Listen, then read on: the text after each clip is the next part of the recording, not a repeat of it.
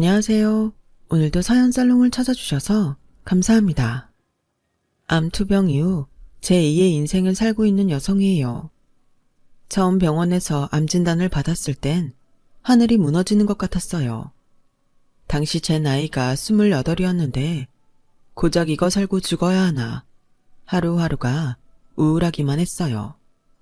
자다가도 문득 왜 나한테 이런 일이 생긴 걸까? 하늘이 원망스러워서 잠도 못 이루고 울기만 했죠. 그런데 정작 암투병을 하다 보니 암세포보다 더 지독한 놈이 제 옆에 있었더라고요. 제 남편이요. 그놈 때문에라도 이대로 죽을 수는 없어서 이를 악물게 되었어요. 남편에 대한 미움과 증오가 지독한 암세포도 이길 정도였으니 얼마나 악독한 놈이었을지 상상이 가시나요? 지금부터 제 암투병기, 아니 악독한 남편 놈 복수기를 들려드릴게요. 어린 시절 저는 해외에서 자랐어요. 사업을 하시는 아빠 때문에 초등학교 1학년 때 중국 심천으로 이사해서 그곳에서 청소년기까지 보냈거든요. 당시 심천에는 세계 각국 기업들의 제조 공장이 들어서 있었어요. 한때 아메리카 드림을 꿈꾸며 젊은이들이 미국으로 향했던 것처럼 심천이 바로 그런 곳이었죠. 중국 각 지역의 노동자들이 돈을 벌러 심천으로 몰려들었거든요. 중국인들에게 심천은 기회의 땅이자 신분 상승의 꿈을 이뤄줄 로또와 같은 곳이었어요. 하지만 세상살이가 다 그렇듯 성공을 이룬 사람은 그리 많지 않았어요. 그렇다 보니 냉혹한 현실에 좌절하고 자포자기하는 사람들이 늘어갔죠. 부의 상징인 높은 아파트가 곳곳에 들어섰지만 하루 벌어 하루 사는 빈곤한 노동자도 늘어갔어요. 16차선을 달리는 승용차 대부분은 해외 유명 브랜드 차들이었어요. 한 대 걸러 한 대는 벤츠, 아우디 같은 고급 수입차였죠. 급격한 빈부차는 사회 곳곳을 병들게 만들었고 얼마 지나지 않아 심천은 무법 도시처럼 변해갔어요. 특히나 외국인들은 강탈자들의 표적이 되곤 했어요. 당시 저희 아빠도 아우디를 끌고 다니셨는데 한 번은 아빠 차를 타고 온 가족이 외식을 하러 나섰다가 신호에 걸려 차를 세우게 됐는데 갑자기 누군가 달려들어선 벽돌로 보조석을 깨고 칼을 들이밀더라고요. 보조석에 앉아있던 엄마는 놀라서 벌벌 떨었고 아빠는 괴한의 요구에 따라 지갑을 꺼내들었어요. 다행히 그 순간 신호가 바뀌어서 그대로 내달릴 수 있어 돈은 뺏기지 않았지만 그 일 이후로 엄마는 바깥 외출도 삼가한 채 집에만 머물렀어요. 여보, 돈도 좋지만 이러다가 무슨 일 생길 것만 같아서 무서워서 못 살겠어요. 우리 홍콩으로 이사를 가든지 아니면 한국으로 돌아가요. 애들 생각도 해야죠. 당시 중국은 한창 성장 가도를 달리고 있던 때라 아빠 사업도 승승장구 중이었는데 그걸 포기하고 한국으로 돌아가자고 하니 아빠는 고민에 빠질 수밖에 없었어요. 여보, 조금만 참아보자. 전보다 도로에 공원도 많고 아파트 내 치안도 괜찮잖아. 지금 포기하고 한국으로 돌아가면 손해가 이만저만이 아니야. 지난 10년간 그 고생을 하고 이제야 수학을 할 순간인데 어떻게 포기해? 나라고 왜 애들 걱정이 안 되겠어? 하지만 우리 애들 남부럽지 않게 키우려면 돈이 있어야 될 거 아니야. 당신이 정 고집 부르겠다면 좋아. 애들 데리고 당신이 한국에 들어가. 난 여기서 좀 더 버텨볼 테니까. 한동안 중국을 떠나는 일로 엄마 아빠는 말다툼을 하셨고 결국 몇 달 뒤 엄마와 우리 남매는 심천을 떠나 한국으로 돌아오게 되었어요. 초등학생 때부터 중국에서 교육을 받았던 터라 한국 학교에 적응이 힘들 줄 알았는데 오히려 반대였어요. 중국 교육은 한국보다 강압적이고 약간 무대뽀 같은 반면 한국은 꽤 자유로운 편이었거든요. 방과 후 사교육 역시 심천에서도 늘 하던 거라 딱히 힘들 건 없었어요. 심천에 살 때도 엄마가 저희 남매의 영어 교육에 공을 들이셨었기 때문에 그 덕도 톡톡히 보게 되었죠. 덕분에 오빠도 저도 대학 진학을 하는 데는 어려움은 없었어요. 한 가지 아쉬운 건 아빠랑 떨어져 살아야 했던 거였죠. 화상 통화를 할 때마다, 점점 더 수척해지는 아빠를 볼 때마다 마음이 무거웠거든요.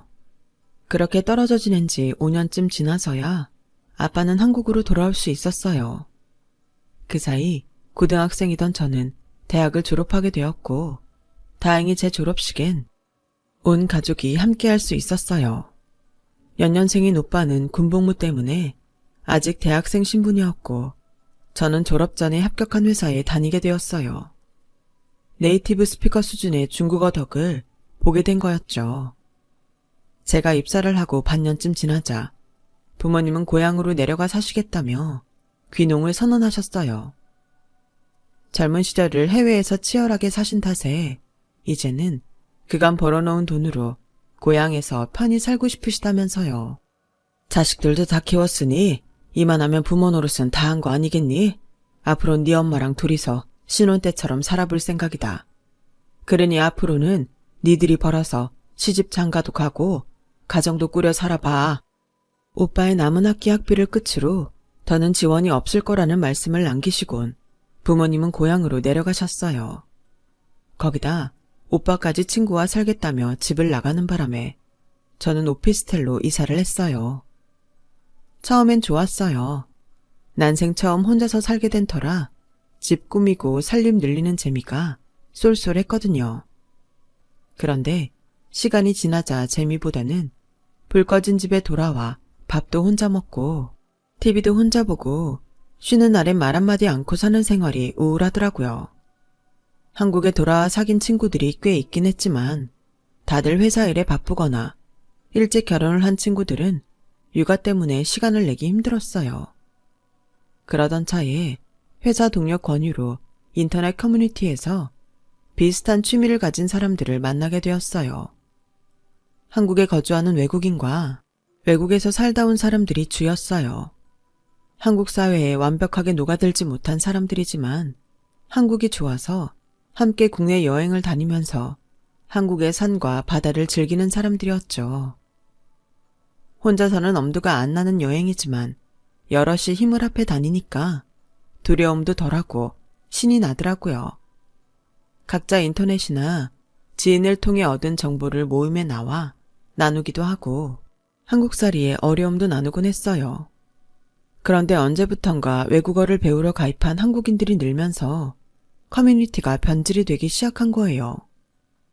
그런 부류의 사람들은 주로 백인 위주의 젊은 이성들을 타깃으로 삼아 연애 목적으로 접근하곤 했는데 연애를 시작하면 커플이 동반으로 커뮤니티를 탈퇴하곤 했어요. 굳이 귀찮게 여행까지 다니지 않아도 영어를 가르쳐줄 상대를 구했으니 더는 커뮤니티가 필요 없다 이거였죠. 모처럼 좋은 모임을 통해 주말마다 여행도 다니고 말동무도 사귀었던 저로서는 무척 안타까웠어요. 남편과 만나게 된 건 그 무렵이었어요. 하루는 커뮤니티에서 함께 활동하던 남자분이 제게 톡을 했더라고요. 이 사람이 바로 훗날 제 남편이 된 남자예요. 남편은 이번 주말에 강화도 전등사에 갈 건데 시간이 되면 같이 가자더군요. 안 그래도 심심했던 터라 두말 않고 바로 가겠다고 했죠. 모처럼 사람들과 여행을 떠난다는 생각에 들떠서 생각하고 자시고 할 겨를이 없었거든요.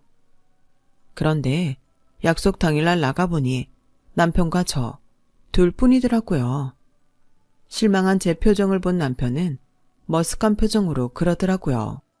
아, 나이 많은 아저씨랑 단 둘이 가게 돼서 실망했나 보네. 정 안 내키면 안 가도 돼요. 아니에요. 전 여러 명이 같이 가는 줄 알고 있었거든요. 그래서 조금 당황한 것뿐이에요. 남편은 저보다 7살이 많았어요. 어릴 때 미국으로 이민 갔다가 대학을 졸업하고 한국 회사에 취직해 돌아온 경우였죠.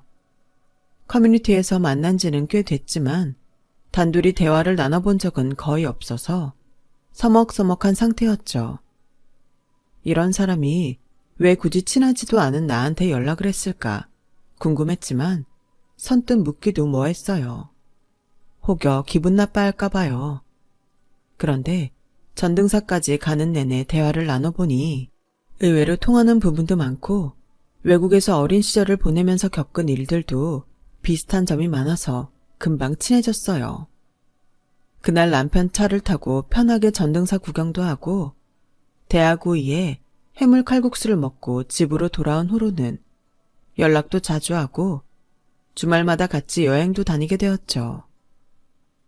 여럿이 여행을 다니는 것도 좋았지만 마음 맞는 사람 둘이서 다니는 것도 꽤 좋더라고요. 어느덧 오빠 동생으로 지내게 된 우리는 서로의 집을 오가게 되었고 어느새 연인으로 발전했어요. 우리 차라리 살림 합칠래? 괜히 이중으로 집세 내며 돈 낭비할 필요 없잖아. 그렇긴 한데 동거는 좀 그래. 우리 부모님도 허락 안 하실 거고. 내심 결혼하자는 말을 기대해왔던 저로서는 동거를 하자는 남편 말이 왠지 서운했어요. 나를 그저 즐기다 버릴 상대로 생각하는 것 같았거든요. 그럼 결혼은 어때? 그 말에 제가 고개를 끄덕이자 남편은 환하게 웃으며 그러더군요. 아, 다행이다. 사실 난 내가 나이가 많아서 결혼 얘기 꺼내는 게 왠지 어린 너한테 결혼 닥달하는 것처럼 보일까봐 걱정이었거든. 얘기를 듣고 보니 남편 입장에서는 그럴 수도 있겠다는 생각이 들었어요. 나중에 알고 보니 다른 이유였지만요. 저희 집에서는 일찌감치 결혼 허락을 받았지만 시부모님은 미국에 살고 계셔서 인사드릴 기회가 없었는데 생각지 못한 일로 만나게 된 거예요. 미국의 트럼프 정부가 들어서면서 시작된 이주민 추방 분위기가 거세졌는데 그게 한인 사회에도 파장을 일으키면서 저희 시부모님이 한국으로 돌아오시게 된 거예요. 정확한 사연은 모르겠지만 오랜 시간 미국에 살았으면서도 제 남편과 시누이와는 달리 시부모님은 시민권조차 얻지 못했던 모양이에요. 그러다 아들이 한국에 터를 잡은 차에 미국 정부의 압박까지 거세지자 결국 한국행을 결심한 거였죠. 그 바람에 저는 시부모님을 만날 수 있었어요. 미국에서 오래 사신 분들이라고 하기에는 영어 실력이 많이 짧으신 것 같아 보였어요. 쉬운 단어들만 영어로 하시고 문장은 한국어더라고요. 그런데도 말끝마다 한국과 미국을 비교하시며 한국을 비하하는데 듣기 불편하더라고요. 그래, 부모님은 시골에 사신다고? 그럼 농사 지으시겠네? 힘드시겠다. 미국은 농사를 지어도 땅이 하도 넓으니까 기계가 다 하거든. 근데 한국은 땅덩이가 좁아서 죄다 사람 손으로 하잖아. 아, 생각만 해도 쏘 하드야. 그럼 학교는 컨트리에서 다녔어? 아니요. 중국 심천에서 살다가 고등학생 때 한국에 돌아와서 한국에서 다녔어요. 중국? 오 마이 갓. 후진국에서 살았구나. 집이 많이 어려운가 보네. 중국에서 살다가 한국에 와선 시골에서 살고. 마치 헐벗은 거지를 보는 듯 안 됐다는 표정으로 저를 바라보시는데 기분이 묘하더라고요. 이거 미국에서 올 때 사온 건데 한번 먹어보겠어? 한국에선 돈 주고도 못 사는 거라고. 이게 한 2, 3불 하는데 우리 애들이 어릴 때부터 많이 먹던 거라서 내가 일부러 코스트코에 가서 사온 거야. 시어머니는 초코바를 하나 내밀며 미군이 헐벗은 전쟁 고아들한테 미제 초콜릿을 던져주듯 했어요. 한국에 있는 코스트코에서 버젓이 팔고 있는 제품을 말이죠. 알려드릴까 하다가 초면에 기분 상하게 할 거 뭐 있냐 싶어 고맙다고 말씀드리고 받았죠. 시어머니의 이런 태도가 변하게 된 건 상견례 때 저희 부모님을 만나고 난 뒤였어요. 식사 후에 화장실에서 저희 엄마랑 마주치셨는데 저희 엄마가 화장을 고치느라 꺼내 명품 화장품을 보시고는 눈이 휘둥그레지신 거예요. 거기다 주차장에 세워둔 저희 아빠의 벤츠를 보시고는 시아버지도 두 눈이 커질 정도로 놀라시더라고요. 그 때문이었을까요? 결혼을 앞두고 혼수와 예단을 준비하는데 시댁에서 요구한 스케일이 생각보다 크더라고요. 특히 시누이는 평생 써보지 못한 명품 브랜드를 이참에 원없이 써보겠다고 작정한 건지 백부터 구두, 옷까지 온통 명품 브랜드로 맞춰달라고 하더라고요. 어머님과 아버님도 덜하지 않았어요. 골프차랑 백까지 브랜드 제품으로 고른 데다 시어머니는 다이아 반지까지 해달라고 하시더라고요. 들어서 알겠지만 우린 친척이 별로 없어서 따로 예단 준비할 게 없어. 그냥 데디랑 나랑 우리 도터 것만 해오면 돼. 돈 안 들어서 좋지? 돈 아끼게 해줬으니까 우리 식구 건 내가 적어준 대로 준비해줘. 아, 그리고 집은 지금 살고 있는 집이 복층 오피스텔이라면서? 우리 재훈이 살고 있는 원룸보다는 거기가 더 살기 편하지 않겠어? 살던 집이니까 혼수 채우는 것도 편할 테고 말이야. 그럼 집 문제는 그렇게 피니쉬하고? 잠시만요, 어머님. 신혼집을 제가 살던 오피스텔에서 하라고요? 왜? 뭐가 문제 있니? 설마 월세라서 그러는 거야? 얘, 너 참 촌스럽다. 미국은 전부 월세야. 전 세계를 돌아봐. 한국처럼 전세 놓는 집이 있나? 네가 어릴 때부터 후진국에서 살다 와서 모르나 본데 월세는 하나도 창피한 게 아니다. 그런 게 아니고요, 어머님. 제가 혼수랑 예단 비용으로 수천에서 1억 가깝게 쓰는데 집까지 제 집에서 사는 거면 재훈 씨는 뭘 해오는 건가요? 처음부터 양가 부모님 도움 없이 저희 힘으로 하기로 한 결혼이에요. 서로 반반 부담해서 하는 게 맞지 않을까 생각해요. 그래서 말인데요. 말씀하신 예단은 도저히 제 힘으론 불가능해요. 특히 어머님이랑 아가씨가 적어준 에르메스 백이랑 샤넬 백의 경우는 돈 가지고 간다고 매장에서 바로 살 수 있는 모델이 아니에요. 그 브랜드 매장에서 구입한 이력이 있어야 살 수 있는데 저는 지금껏 명품 매장은 다녀본 적도 없거든요. 제가 해올 수 있는 예단은 어머님, 아버님, 그리고 시누이 한복 정도가 다예요. 그리고 제가 살던 집은 저희 아빠가 보증금을 빌려주신 거라서 이번에 집 빼서 갚아드려야 해요. 제 말에 시부모님과 시누이는 세상을 잃은 표정이 되었어요. 저는 거기에 종지부를 찍었죠. 한국에서 신혼집은 남자 쪽에서 해오는 거 아시죠? 그 말에 시어머니는 기겁을 하더군요. 어머, 얘? 그런 게 어딨니? 미국에선 안 그래. 돈 있는 사람 해야지. 왜 남자가 독박을 쓰니? 니들도 한국식으로 하지 말고 아메리칸 스타일로 하렴. 그게 좋아. 그럼 그럴까요, 어머님? 미국에선 혼수랑 예단 같은 건 없다고 들었는데. 그죠, 어머님? 그럼 어머님 말씀대로 저희 결혼은 아메리칸 스타일로 분담해서 할게요. 어머님 당신 입으로 미국식으로 하라고 했으니 번복할 수도 없었죠. 그렇게 결혼식을 앞두고 벌인 시댁과 저의 기싸움은 제 승리로 끝났어요. 그런데 결혼은 준비 과정이 끝이 아닌 그때부터가 시작인 거더라고요. 결혼식을 마치고 신혼여행에서 돌아온 순간부터 제 눈앞에는 시월드가 활짝 열렸거든요. 말로는 그렇게 미국 하는 분들이 사고방식은 전형적인 쌍팔년도 한국 스타일로 며느리를 자기 집 몸종 부리듯 하려고 하더라고요. 가족이라는 명목하에 툭 하면 저를 불러다가 운전기사로 부려먹고 관공서 일은 물론 심지어 쓰레기 봉투 사는 것까지 저를 불러서 시켰어요. 거기다 주말마다 가족이 모여서 밥을 먹어야 한다며 매주 시댁으로 불러 식사 준비를 시켰어요. 음식 차리고 설거지하는 동안 저를 제외하곤 누구도 주방에 들어오지 않더라고요. 물 한 잔도 자기들 손으로 떠먹지 않을 정도로요. 자기야, 나 더는 이렇게 못 살아. 어떻게 매번 나만 부리고 다들 손도 하나 까딱 안 하는 거야? 내가 이 집 종이야? 이건 너무하잖아. 너는 무슨 말을 그렇게 하니? 종이라니. 언제 우리 엄마 아빠가 너한테 그런 취급을 했다고 그래. 아직 한국 생활에 익숙하지 않으니까 너한테 기대는 것뿐이잖아. 그리고 가족끼리 네 일 내일이 어딨어?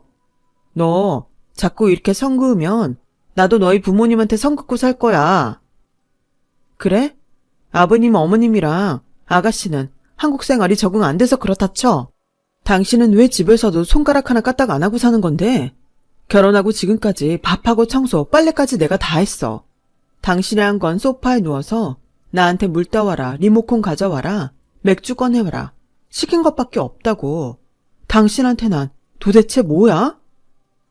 야, 난 어릴 때부터 지금까지 엄마랑 내 여동생이 다 해줬어. 그런데 이제 와서 나보고 하라고? 그리고 원래 한국 여자들은 결혼하면 다들 그 정도는 하고 살아. 기껏 너 생각해서 동거하자고 했을 때 동거 말고 결혼하자고 한 건 너야. 네가 바란 결혼이니까 거기에 따르는 책임도 네가 져야 하는 거라고. 그럼 동거했으면 자기도 집안일을 했을 거란 얘기야? 그땐 뭐 했을 수도 있지.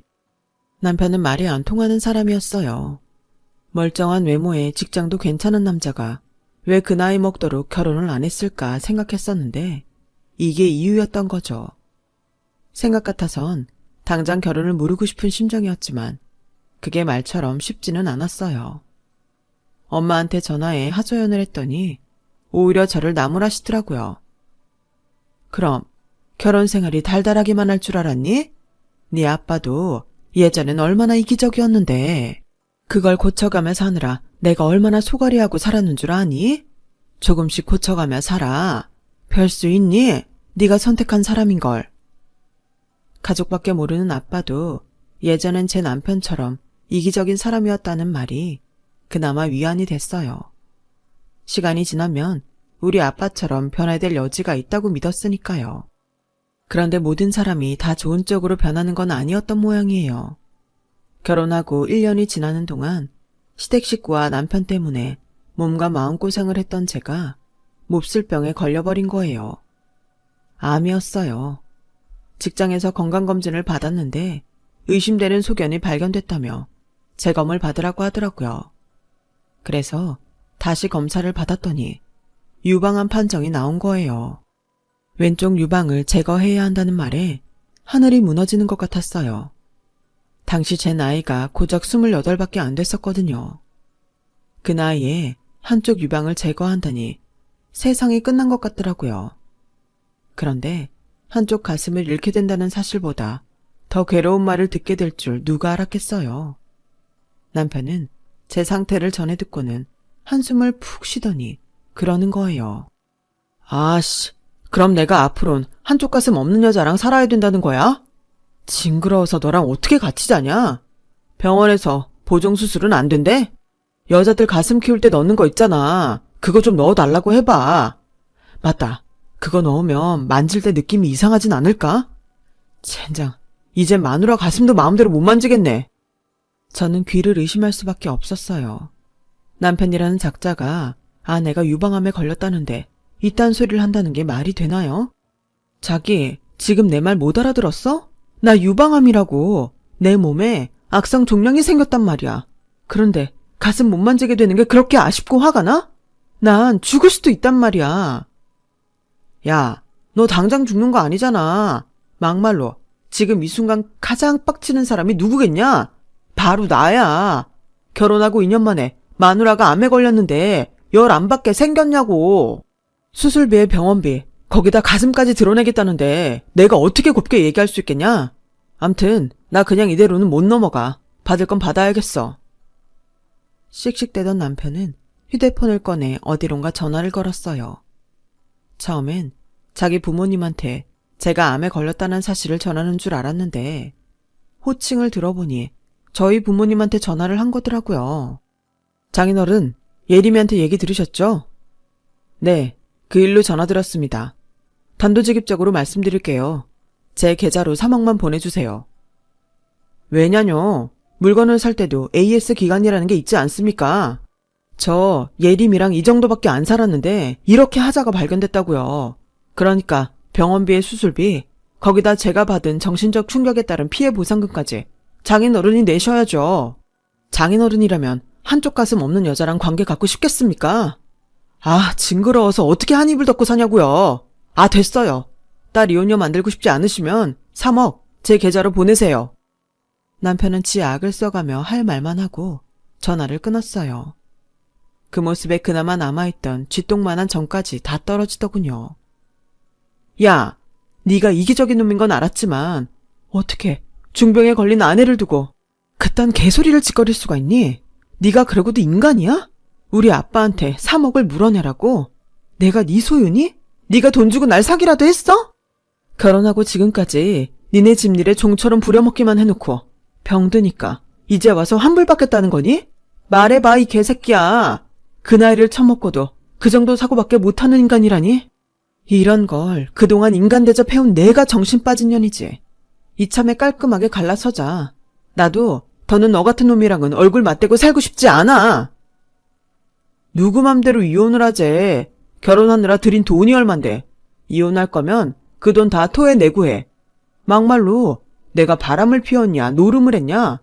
나한테는 이혼 사유가 전혀 없으니까 이혼하려거든. 나한테 위자료 내놓고 해. 알았어?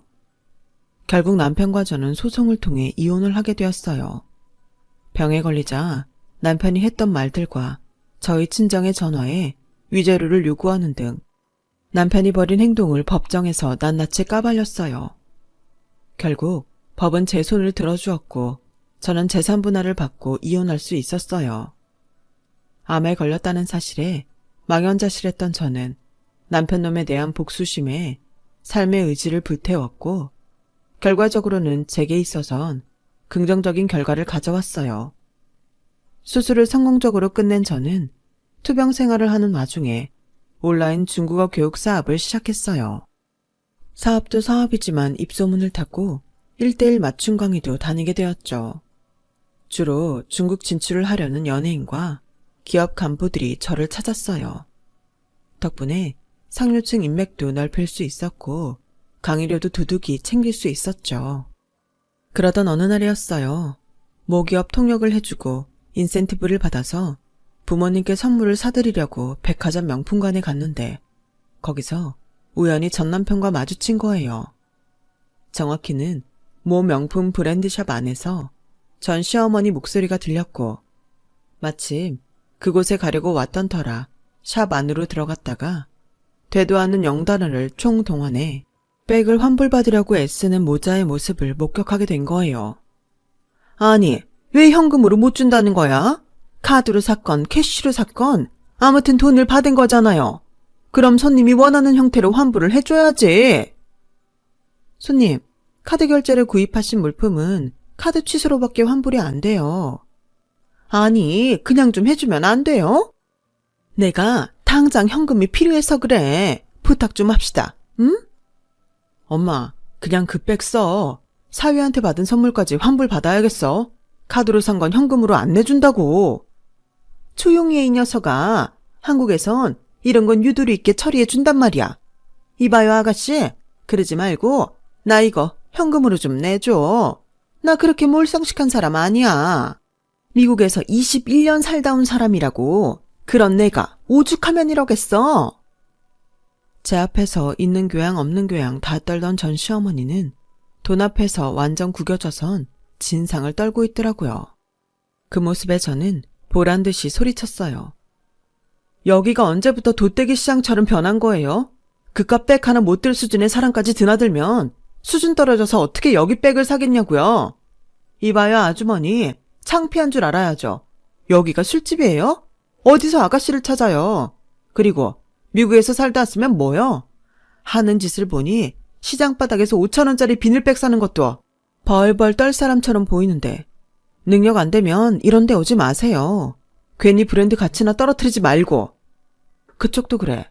어떻게 그 나이 먹도록 부모한테 이런 백 하나 못 사줄 정도로 궁색하니? 하긴 그런 수준이니 암 걸린 와이프 핑계로 장인한테 돈 뜯어낼 궁리나 했겠지. 인생이 참 불쌍하다. 제 얼굴을 확인한 전 시어머니와 전 남편은 얼굴이 빨개져서는 어쩔 줄 몰라 했어요. 전 남편은 고개를 떨구곤 저랑 눈도 제대로 못 마주치더군요. 하필 들키고 싶지 않은 모습을 저한테 들켰으니 그럴 만도 하겠죠. 그러는 사이 저만은 제게 달려와 미리 주문해 놓은 백을 제게 건넸어요. 그리고는 저를 문 앞까지 정중히 배웅해 주었어요.